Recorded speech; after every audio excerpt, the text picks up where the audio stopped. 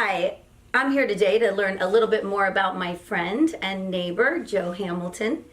When deciding who to kind of highlight on my website here that focuses on business owners and interesting members of our great city, I immediately thought about Joe. He lives, works, and plays right here in our great city of St. Petersburg and has a real handle on the vibe of downtown St. Pete. Joe is the co-founder of St. Petersburg Group, which offers insight into our growing community in downtown St. Petersburg. He is also publisher of a very informative, rapidly growing online daily news site, The Catalyst. The Catalyst is focused on news and community connecting content. In addition, Joe hosts the St. Pete X, a podcast that features local businesses, civic, and community leaders. With that said, I must add that I am completely a fish out of water here interviewing the master interviewer himself. He's going to give me a few tips as we go through this. So a little bit about Joe's background. It's such an impressive and varied background. He starting in business startups such as Savvy Card, an online business card widely used by the Pinellas Realtor organization, which I'm a member of. The development of a successful marketing firm, Think Tank, and later the Big C. Now Joe's next venture is the St. Petersburg Group. So tell me a little bit, Joe, about what led you to the development of the St. Petersburg Group and ultimately the Catalyst. It's good to be sitting down with you. The St. Petersburg Group was born out of need, I would say. Pretty active in the community, sit on a lot of boards and volunteer for a lot of committees, and just saw that there were a lot of things that got sort of held up by bureaucracy, or there wasn't the right organization to jump in and help with. And as I sort of had a group of people who thought the same way that kind of coalesced around that philosophy, we decided to make it official and band together. And so we consider ourselves sort of like the anti-bureaucracy league, and we do a lot of ninja projects and just sort of patch holes in places that we see need in the community. Excellent. And having spent quite a few years in the marketing and product delivery aspect of the business, and now working in, and correct me if I'm wrong, but what I see as the information delivery side, the news platform side, what do you see as one of your biggest strengths that you gained from your experience in the marketing startups that you had developed? Well, I learned when you're marketing companies, the struggle is for attention, and as you struggle for attention for year after year, you start to see the things that get attention, and that just have the value to earn the attention is sort of what you understand. And so, you look at things like Facebook. Facebook is people give up their time and their content daily to Facebook because they get value back from it. Sure. And so when somebody wants to put an event out and advertise it or whatever, they'll put it on their own website, but then they'll go do a Facebook event. And so starting to see how that offered value without having to just keep hitting people over the head with, hey, look at us, look at us, look at us. It's just, here's our value. And then as people saw that and came to it, and more people came to it, that's how you sort of win that game. Kind of built organically, I guess, is what you're saying. And the podcast, the SPX, how did that come off of the Catalyst and the St. Petersburg Group?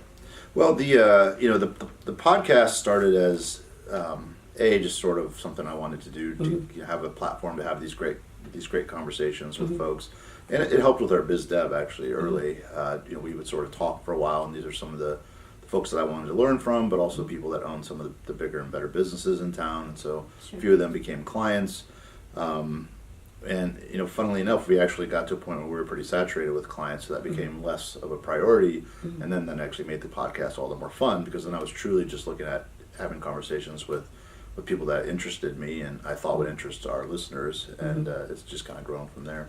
That's interesting. That's kind of what led me to this platform that I'm trying to do as well, is really just to get out and meet people in the community, have conversations, learn a little bit more about people's wants and needs, and it's kind of fun, I guess, once I get good at it anyway. Are there any areas of weaknesses that your business marketing, product promoting background didn't prepare you for? I think politics probably. I think I lack a certain gene sometimes that are more diplomatic people in my circle have, and I tend to be. I like to stay overloaded. That's just how I operate as a business person. So I lose out on some of the nuances of interaction sometimes. And I actually like the podcast for that, because you sort of get to burn through that and get into, which is sort of my normal operating space of those more intense or pointed topics of conversation. So, I'm constantly improving my game there, but that certainly doesn't come natural. I bet. I was actually thinking the political climate that we're in must pose some challenges for you. Yeah. In your line of work. So what do you find as far as getting into challenging parts? And we talked about the political aspect of it, but would you say the most challenging aspect for you of running SPX and the Catalyst, or getting this going was for you? Well, it's all of this is, I would consider it a startup, and honestly, cash flow is always an interesting piece of it, but more so with us because we do so many different things. We launched a book press last week, Right. and Yes, I noticed that. and we launched a sub brand in the startup space called Pitch List, which is doing well, but. All of these are literally little businesses in and of themselves, and so the main business always has to nourish the new businesses. And there's so many good opportunities we're about to go into to build a great community calendar that will be a distributed calendar to put out that everybody can use. And so that's another capital investment in building that software. So that's something that's always as we constantly move into and starting new businesses, you're constantly faced with some of those startup issues. Sure.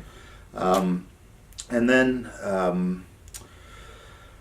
Moving parts, logistics, the other challenge is people, because I have a really great team, but when you have this many different things that you're doing, you really need a kind of a little bit of a lot of things, and so trying to get those all in one person. Trying to narrow it down. Yeah. And we've got tough. that. We've done well with that. We've been very lucky with our team, but that's always a challenge too. I think that looking back, I've known you about 9 years now, actually, when you think about it. And every time I see you, you're moving forward, you're starting new things, you're really creative, innovative, new ideas. What keeps you going with this? What keeps you motivated? How do you continue to come up with these amazing, innovative ideas? Well, I think it's just, if you love it, it becomes natural. So it doesn't really feel like work. It's more, the challenge is more to slow down than to not to Right, keep speeding up. Really, the big thing is is to burn off inefficiencies, and sort of like self-consciousness can be one of those. Overthinking or politics can be one of those, and so once you work hard to do that, you sort of have first the motivation to get to a place of operating in a pretty efficient, logical way. Because there's so much opportunity in St. Petersburg, this is really, we're in a Wild West almost. Right, absolutely. Like go claim this land, and because we haven't historically been that digitally astute here, there's actually some really good real estate in the internet world in St. Pete that's still up for grabs and stuff, and so it's definitely drinking from the fire hose of opportunity here. So once you sort of get through the point where you're just operating, at sort of the edge without a lot of inefficiencies, then then you really sort of take flight, and it becomes really fun. Just going. That's so interesting. What I've been reading about our technology and our technical information is really every 2 years just doubling exponentially. Where do you see it going from here? I mean, I know that's kind of a real huge open-ended question, but do you have a vision of where you see yourself, where we see this deliverance of information going in our future? I mean, are we going to plug into something in the morning when all the information just like downloads to our brain first thing in the morning, or where do you see this going? I think I'm probably too old actually to answer that with any real accuracy, because the rate of change is so fast now that people sort of lock into a comfort level, and it's what we think is crazy. It's the same thing that people our parents thought about the television, and I'm sort of over that hump now that I don't really understand the new stuff that's coming. But certainly, the internet itself is a huge game changer in the ability to connect everything. So I think that there'll be a lot of changing tastes in how people communicate with each other, but I think the one constant will be that things will become more connected and smarter, from the Internet of Things, and then sort of the next thing that will come to drive more than just the connectivity will be the artificial intelligence, which Right. then can sort of unleash that connectivity. Right. So I think those are the two most standard things that you kind of feel comfortable coming. It's kind of crazy to think about, isn't it? You wonder, where is it going? What's Yeah. coming next, you Yeah. know? I would say that yeah. the best way to answer that question is what are you going to make happen Make next? I happen, always like to have that Mm-hmm. mindset on, especially in St. Pete, because there's such an open it's such an open platform to really make make something happen if you want to. Sure, absolutely. And so some personal habits. You have to help me here. What are some personal habits, some traits? I know, like I said, from the time that I've known you, the motivation level is constantly there. What are some things that you do personally that would help other people maybe to say, I'm going to change this about me and be more like Joe? Well, I'm much stronger in that in the mental realm than the physical realm. In the mental realm, really, when people talk about self-awareness and self-betterment, for me, that has always come with sort of, again, shedding those inefficiencies so that, I do that by looking at places I want to be and understanding that now, after doing this for a long time, that's really just a mindset shift. And so Sure. when I first started, when we shared an office, that was many years ago, we were so excited to sell our first website for $2,000 or something like that. Sure. And then fast forward, a number of years, and our average website maybe $50,000. And then really, it's not that certainly the $50,000 website is a little bit more difficult or might have some more functionality, but it's not 25 times harder Right. than the $2,000 website. And if you look at what's really changed in there, it's sort of my mindset, and then with my mindset, the circles that I run in. And so, what really illuminated that for me is that as I got later into selling those types of digital services, it didn't really become about selling the services. It really felt more like looking for people who thought that a website should cost the same thing that your target price range was. Okay. And so, it's almost the same product, but it's just some people existed in a way that they thought it should be this much and this was normal to them. Right. And then the same product over here, someone thinks it should only cost that much. Right. And that actually is true for a lot of things. And so because of that, I realized that more was just your internal comfort with it. And so from an efficiency standpoint, then if you see that that's coming around the corner, how can you more readily speed that evolution up? Right. And you do that by surrounding yourself with the thinking and the people that are already there. So you're actually not only changing your own mindset, but you're changing those around you as well. Sure. Adapting their mindset as you go. Yeah. So give me some advice. With your podcasts, I've watched several of them in preparation for this interview, and you're the master. So, and I thought, what happens when you forget what to say or you stumble? Since this is very new, interviewing is very new to me. What do you do? How do you fix it? Nobody cares. Nobody Honestly, cares. either you bore them or you don't bore them. If you stumble, you stumble. I think that people will appreciate authenticity and some good editing. More than anything. So I don't really worry about stumbling anymore because I think that if there's just a very fringe few people that would. Maybe the odd listener who kind of likes it, kind of doesn't, and then says, "Oh, he stumbles too much," or whatever, or maybe Trying to look at a reason not to like it, maybe. Right? Yeah, and so and that goes to a larger sort of ideology I follow. Is I don't, in life there's going to be an endless amount of negatives or detractors or whatever. I don't consider them. We consider so many people make decisions based on either fringe elements or people that just aren't relevant to you and. The good stuff happens where you find what you do and you find people that like what you do and you just ride that as hard as you can and the rest can be damned. Goes back to that mindset you were discussing, actually. Yeah. The positive mindset. So for me, as a new business owner and soon to be opening a new brokerage, and you've opened many businesses and startups, what advice can you give me in starting out and trying to be successful in my brokerage? Sure. Well, real estate is all about, it always has been about personality because, the services are mostly differentiated by the people that you're working with. And so it's about relationship. And again, same logic, you want to be as much as you can, and that will naturally attract the people who like that you. Right. And that becomes a good relationship, for you and for them, and because you're being authentic.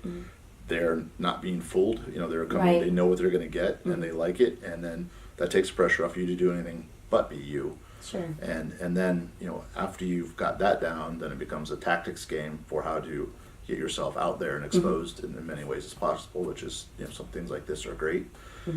Certainly, there are, you know, keeping abreast of media trends and ways to communicate, because, you know, there's a, you know, an arc, the early adopters, and then the early majority, and so on and so forth. So if you can be in a space where you're getting to places that nobody else is, then those are typically less competitive. You know, whether to pay to advertise in or to have competition in. So Good you know, advice. that's some tactics though. Yeah. But it starts with just being you. So don't chase the same carrot that That's everyone right. else is Yeah. chasing. Do something a little different. Kind of Yeah. set myself apart, whether location or Yeah. clientele. You know, the problem is that when people start in a new business, they just want to know the ABCs, right? Right. And so there's sort of ready-made things that teach you the ABCs, but those end up being the same ABCs. You know, I want to have a website, so they all look for the same way to get a starter website, and they all end up with the same starter website, right? Yes.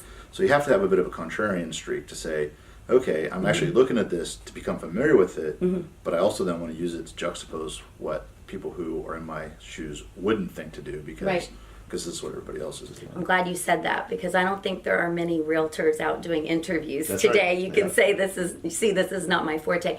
And finally, and I really appreciate your time, Sure. so I won't keep you much longer. I know you're quite busy. I know personally you have 2 young children who are rapidly growing. Do you see some characteristics in them now that you think are they gonna follow in your footsteps? Is there anything, either one of them, that you see is kind of gonna be like dad, or are they going a completely opposite direction? You know, they're a healthy mix of both Kat and I. You know, the oldest definitely has some fantastic business tendencies that I don't know if he specifically got, but you know, I came home the other day to a fully made 5-foot tall vending machine made out of a box that had all the things, you know, displayed, and the money and the out thing, and then you know, I see signs for his latest promotion for his Pokemon card sales and things around the house. So yeah, Definitely an probably- entrepreneur in the works, Definitely for have something sure. there, yeah. But I'm looking forward to. I think I've started taking him to events, and he's Oh, cool. he's usually makes it through about half before he loses his mind. But Sure. I think in the Well, he's next still couple quite of young, years, so that makes half is saying a lot. is Is good. his age, so yeah, that's really good. Well, cool. Thank you so Thank much, you. Joe. It was such a pleasure. I really appreciate you giving me your time and teaching me the ins and outs. And maybe I can pick your brain for a few more tips on my interviewing techniques. Oh, you did great. I'm excited to watch the brokerage grow. Thank I know you. you'll be an innovator. Thank you so much. Appreciate it.